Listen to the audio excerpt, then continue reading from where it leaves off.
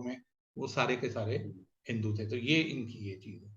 Now we will move to the East India Company. आपने जो explain किया है उसके अंदर एक दो चीजें ऐसी हैं जो मैं ऐड ऑन करना चाहता हूं, क्योंकि वो उस सारी ये जो सीक्वेंस आप लेके आ रहे हैं सारी को कनेक्ट करेगा। ईस्ट इंडिया कंपनी को जो है वो मतलब इट्स 100 years हिस्ट्री, और वो बड़ा इम्पोर्टेंट टाइम है हमारी पाकिस्तान और इंडिया की हिस्ट्री के लिए। तो वो मतलब इट विल बी ग्रेट जो आप जो है उसको मजीद एक्सप्लेन करें, मजीद हमें उसके ऊपर डिटेल में बताएं।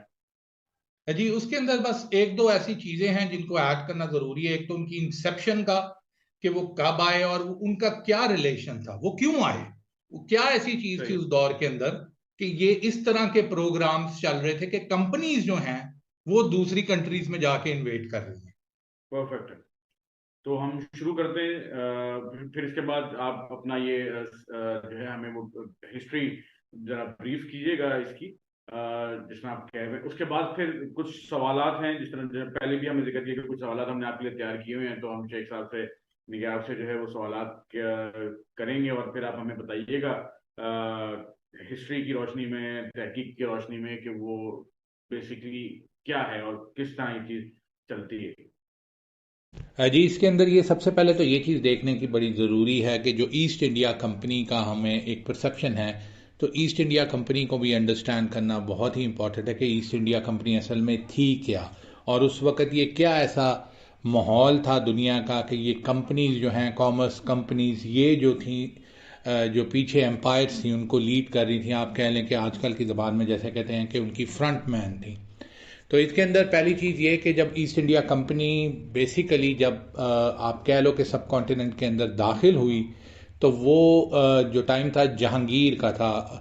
अकबर के फौत होने के बाद जब जहांगीर ने एज्यूम की पावर, तो 1600 अर्ली 1600 आप कह लें कि उस वक्त ईस्ट इंडिया कंपनी जो थी वो सब कॉन्टिनेंट में आई। जैसे हमेशा होता है, और इस बार भी कोई मुख्तलिफ नहीं है, आजकल के भी हालात आप देखें तो तकरीबन ऐसे ही चल रहे हैं कि मुसलमान हमेशा से इकोनॉमिक क्राइसिस के अंदर पड़ जाते हैं। अपनी ही शाह खर्चियों, अपनी ही फजूल खर्चियाँ, अपने ही स्पेंडिंग ओवर बजट्स की वजह से ये लोग अक्सर, इनके ऊपर जो है फाइनेंशियल क्रंच ही आया रहता है और फाइनेंशियल क्राइसिस आई रहती हैं, जिनको जो बैरूनी मुल्क ताकतें होती हैं वो इनको एक्सप्लॉइट करती हैं। जैसे आजकल के दौर में भी आप देख लें, वो फिर आपसे डिफरेंट डिफरेंट चीज़ों को इम्पोज कराती हैं अपनी अवाम में, जिनमें आप फिर अनपॉपुलर होते हैं। तो कुछ इस तरह की सिचुएशन उस वक़्त जहांगीर के दौर के अंदर भी थी।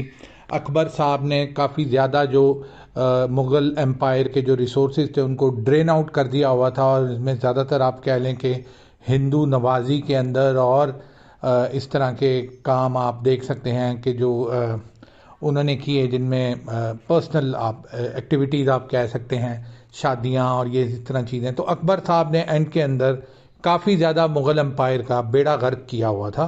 और मेरे ख्याल में अकबर द ग्रेट जो टर्म है ये हिंदुओं के अलावा और कोई बंदा नहीं करता, तो नो डाउट हिंदुओं के लिए उन्होंने कोई ग्रेटनेस दिखाई होगी। आप देख लें कि ये जितनी भी मुसलमानों की तकरीबन 1200 साल की हिस्ट्री है, इस हिस्ट्री के अंदर इनको और कोई हुक्मरान ऐसा नहीं मिला कि जिसको ये इस तरीके से पोर्ट्रे करते हों, फिल्में बनाते हों, तारीफ़ें करते हों, सवाए अकबर। अकबर के साथ इन्होंने आज़म भी लगा दिया है, दीन इलाही जो उन्होंने रिलीज़ किया था। तो एनीवेज, तो उस वक्त जब जहांगीर के दौर के अंदर ये ईस्ट इंडिया कंपनी वहाँ आती है, तो जहांगीर के ऊपर बड़ी फाइनेंशियल क्रंच होता है, और वो उनको ईस्ट इंडिया कंपनी एक तरह से उनको आके ये सोल्यूशन पेश करती है कि हम आपको सोल्यूशन देते हैं कि आप काफ़ी ज़्यादा अनपॉपुलर हैं, लोगों के पास खाने को नहीं है, लोग मर रहे हैं, आप उनको अकोमोडेट नहीं कर पा रहे, उनको नौकरियां, उनकी ये सारी चीज़ें आप नहीं दे पा रहे, तो हम आपको इसका सोल्यूशन देते हैं। We are just a business company, हम एक कंपनी, कॉमर्स कंपनी है, और हम आके आपके इधर जो हैं फैक्ट्रियां इस्टेब्लिश करेंगे, हम आके इधर माइनिंग, इस चीज़ को जहन में रखें कि माइनिंग के अंदर उन्होंने इनको बोला हम माइंस निकालेंगे। आपको पता है कि मुसलमानों को दो ही तरह के, हमें इस उस दौर के अंदर लोहों का पता था। एक लोहा हम कहते थे सिल्वर है, चांदी है, और एक लोहा हम कहते थे गोल्ड है, यानी इकोनॉमिक वैल्यू की अगर बात हो। तो उसने बोला कि जी यहाँ कोल है, कोयला है, डिफरेंट डिफरेंट मेटल्स जो ब्रिटिश एम्पायर उस वक्त तक ईजाद कर चुकी हुई थी, उनके बारे में पता उनको लग चुका हुआ था, और मुग़लों को साफ ज़ाहिर है इन चीज़ों का पता नहीं था। उन्होंने उनकी माइनिंग शुरू कर दी।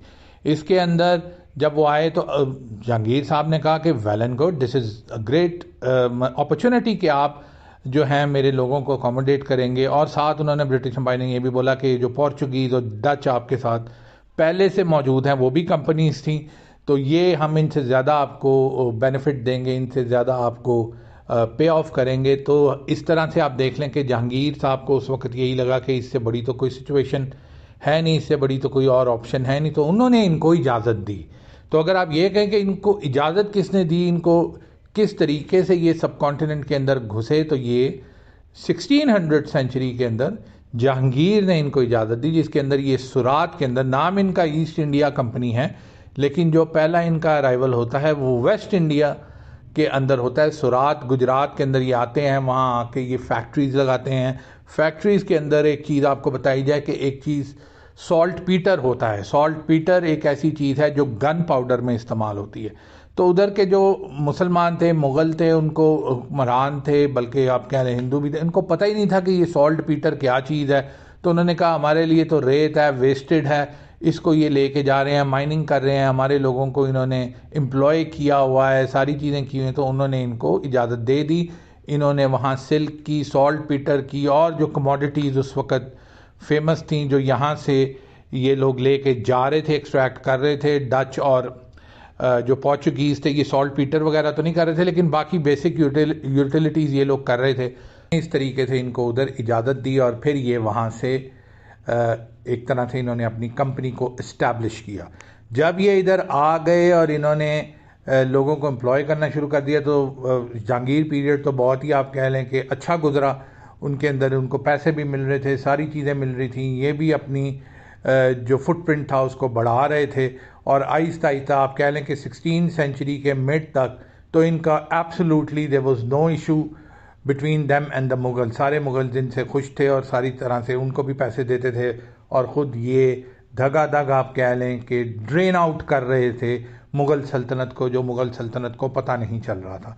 उसके बाद जब औरंगज़ेब आलमगीर का टाइम आया, it is a golden period for Mughals. आप कह सकते हैं कि जब मुग़ल सल्तनत पूरी तरह से एक अजीब ही तरह के फ़नून लतीफ़ा, जो देखें नॉर्मल तरीके पे आप करें तो इट इज़ गुड, लेकिन आप अपनी रिसोर्सेज से ज़्यादा बढ़ के वो चीज़ें करना शुरू कर दें तो साफ ज़ाहिर है ये चीज़ें गलत होती हैं। तो जब वो उस लेवल के ऊपर उन्होंने वो करना शुरू कर दिया तो उनका काफ़ी डिक्लाइन आना शुरू हो गया और ईस्ट इंडिया कंपनी और सिख सल्तनत जो वजूद में आ रही थी, रंजीत सिंह के नीचे मरहट्टे सर उठा रहे थे। तो ये सारी चीज़ें जो हैं आहिस्ता आहिस्ता ये लोग, जिनको यही लोग प्रोटेक्ट करते रहे अकबर दौर के अंदर, इन्होंने अब पावर गेन करके तो वापस मुग़ल एम्पायर को अटैक करना शुरू कर दिया। तो जब औरंगज़ेब आलमगीर आते हैं तो ये रीजनल लेवल पे ये जो एनिमी पार्टीज़ हैं ये काफ़ी स्ट्रॉन्ग होना शुरू हो गई थी, लेकिन इनकी अभी कोई एज सच उस तरह की इनकर्जन बड़ी मरहट्टों की स्टार्ट हो गई थी, लेकिन उस तरीके से ये कामयाबी इनको हासिल नहीं हुई। औरंगज़ेब आलमगीर ने क्या किया कि उन्होंने आके सारे ये जो इनके एक्सपेंडिचर, जो एक्स्ट्रा आप कह लो चीज़ें थी, उनको बंद किया। तो इसके अंदर जब वो साउथ के अंदर औरंगज़ेब आलमगीर ने जब पूरी एम्पायर एक तरह से कंट्रोल कर ली, तो साफ ज़ाहिर है उसके अंदर जो ब्रिटिश ईस्ट इंडिया कंपनी की जो एसेट्स थे, जो इनकी ये सारी चीज़ें थी, उनके ऊपर भी ओवरऑल थोड़ी सी ग्रिप मुग़लों की ज़रा उन्होंने टाइट की। और उसके बाद ये है कि एक पहली जो ईस्ट इंडिया कंपनी की लड़ाई मुग़लों के साथ हुई, शाइस्ता खान को औरंगज़ेब आलमगीर ने भेजा और उन्होंने इनको काफ़ी दबाया और ये स्नब किया। इसके रिप्लाई में इन्होंने ईस्ट इंडिया कंपनी ने इंडिया के अंदर तो जवाब नहीं दिया, बल्कि इन्होंने क्या किया कि बाब मंदिब के अंदर इन्होंने जो मुग़ल शिप्स जा रही थी, जो मुग़ल की जो ट्रेडिंग शिप्स थी, उनको उधर इन्होंने अटैक किया और उधर इन्होंने अटैक करके उनको लूटा और ये सारी चीज़ें की। जब ये रिपोर्ट हमें पहुंचती है, इस नुकसान के बारे में औरंगज़ेब आलमगीर को पता चलता है, तो वो एक दलेर आप कह लें कि लीडर थे। उन्होंने ईस्ट इंडिया कंपनी को इधर पकड़ लिया। जब इधर पकड़ लिया तो उन्होंने कहा कि तुम तो ज़रा इधर आओ, और उसके बाद उन्होंने इनको काफ़ी ज़्यादा इनकी तबीयत साफ़ की, बल्कि इनके ऊपर उन्होंने फ़ाइन्स किए। हिस्ट्री के बारे में लोगों को उस तरीके से वो अंडरस्टैंड नहीं करते कि औरंगज़ेब आलमगीर के साथ जो आज का जो इंडिया है, इनको नफ़रत इस वजह से है कि ना तो सिर्फ उन्होंने पूरी जो इंडिया था उसके ऊपर उन्होंने कब्जा किया दोबारा से, जब इनका डिक्लाइन आ रहा था मुगलों का। उसके बाद उन्होंने ईस्ट इंडिया कंपनी को भी रगड़ा लगाया, और ऐसा रगड़ा लगाया कि उनके ऊपर उन्होंने फाइन्स इम्पोज किए। तो ये ग्रज ईस्ट इंडिया कंपनी ने उनके साथ पाल लिया, लेकिन ग्रज सिर्फ पालने से कुछ होता नहीं है। उनको पता था कि लीडर बहुत ज़्यादा स्ट्रांग है, एक उनकी एज भी ज़्यादा हो गई थी, दूसरी तबई तौर के ऊपर भी उनकी सेहत जो है वो कमज़ोर हो गई थी औरंगज़ेब आलमगीर की।